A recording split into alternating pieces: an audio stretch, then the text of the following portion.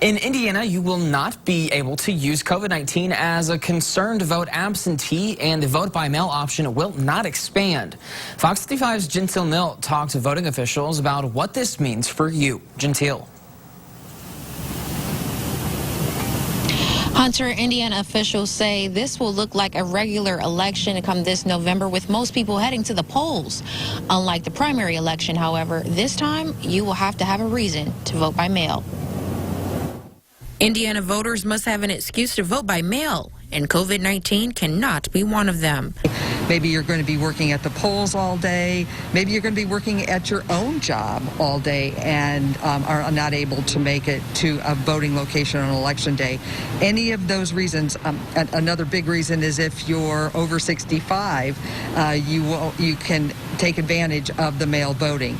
Those are only some of the reasons. Beth DeLug, the director of elections for Allen County, says there are 12 total that will be accepted for a voter to vote by mail. Fort Wayne resident Diana Riley says she's voting by mail and believes everyone should be allowed to do so because of the pandemic. Absolutely. That's good enough reason, because you don't want to come out and you have to deal with all the other germs and the people that you're dealing with in a public place. That's the same reason they come to the grocery store, because it's a necessity. Voting is a necessity also, that their right to do. And so if they have to come out, a lot of people are afraid to come out into the public around other people. So absolutely. But Fort Wayne resident Ross Bowman says it shouldn't be a problem. With all the precautions that they're putting in place, with the mask and the social distancing, I don't think it'd be a problem to vote in person at all.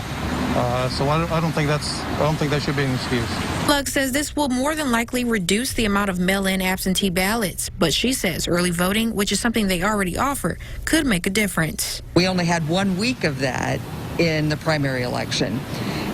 Also, we'll have 70 locations on election day, and we're going to have satellite locations, which we didn't have in the primary election. So I think that, yes, it's going to reduce the amount of people that are going to vote by mail, but I don't think overall we'll see a reduction in the amount of people that will vote overall. Voters can start early voting here at the Coliseum starting October 6th. Reporting live in Fort Wayne, Gentile Milt, Fox 55 News.